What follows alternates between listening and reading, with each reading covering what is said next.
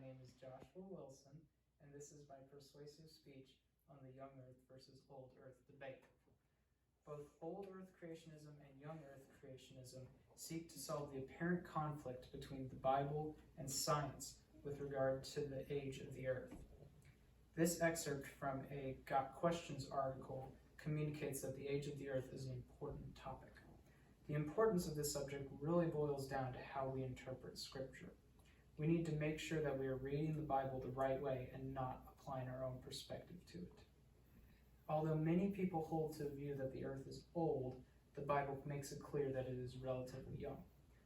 In preparation for this video, I have consulted the works of various authors and websites to find the predominant views of the day and to shape my own beliefs. I have also studied the Genesis 1 account and talked with my father, who's written on the subject. In this speech, I will lay out the main views held by both sides, and I will explain how the young earth view is superior. Those who hold to the old earth view often point to scientific laws as their proofs and believe that the earth is at least a couple million years old. Proponents of the old earth view believe that the Genesis account of creation is in some ways metaphorical. In an article published on July 7th, 2012, titled Our Old Earth, Wayne Grudem described the old earth view of the days in Genesis 1 as follows. Does this require us to conclude that the days must be 24-hour days? Not necessarily, because the phrase may be simply the author's way of telling us that the end of the first created day, that is, a long period of time, occurred, and the beginning of the next day had come. Stephen Ball makes a similar claim in page 24 of an article he published in 2003 titled A Christian Physicist Examines the Age of the Earth. It may not be clear what precise time period is given by the creation account of Genesis 1, but that does not necessarily imply that the described days have no distinct meaning. There are additional considerations that actually favor an interpretation of these days different from 24-hour periods. Thus, it appears that there really is no clear message of a precise time frame given by the days of Genesis 1. One of the old earth view's main points of proof is the speed of light. The speed of light is constant in the vacuum of space. Therefore, the light from distant stars has taken millions of years to reach Earth. The fact that we can see these stars and that the light took this long to reach us proves that the universe is billions of years old. Now that we have discussed the old Earth view, let's look at the young Earth view. Those who hold to the young Earth view believe Scripture to be their greatest proof and believe that the age of the Earth is somewhere around 10,000 years old. Many Christians adhere to the young earth view. According to a Gallup poll conducted in 2012, 67% of those who attend worship weekly believe the universe was created within the last 10,000 years.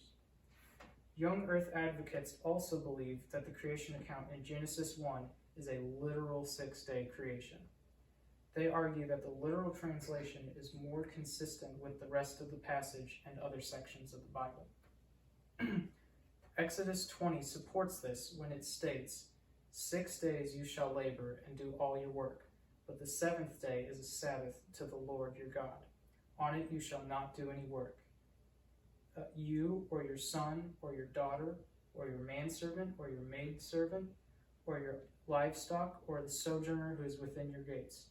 For in 6 days the Lord created the heavens, the earth, and the sea, and all that is in them, and rested on the 7th day.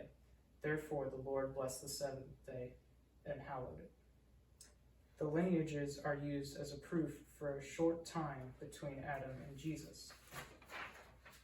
After examining these two views, it is clear that one is more consistent with the Bible.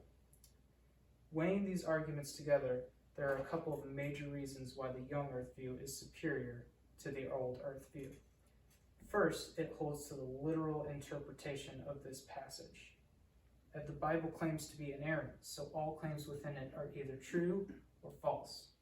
In an article posted on September 11, 2013, titled, Have We Misunderstood Genesis 1:1? Dr. Josh Wilson promotes this view when he wrote that In the absolute beginning, God did indeed create the heavens and the earth out of nothing.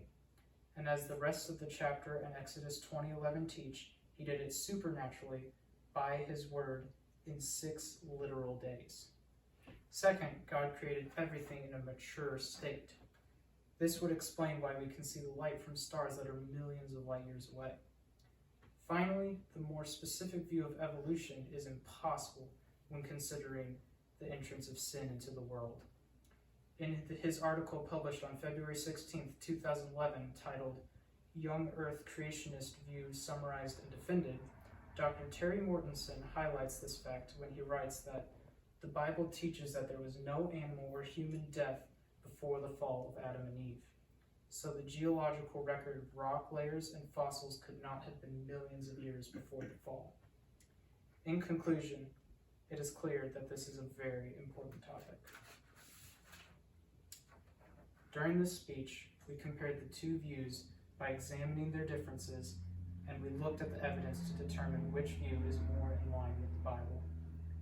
Even though some point to science and language as possible objections, it is clear that the young earth view stands superior. As we can see from the evidence, the young earth view is not at all in disagreement with modern science or the Bible.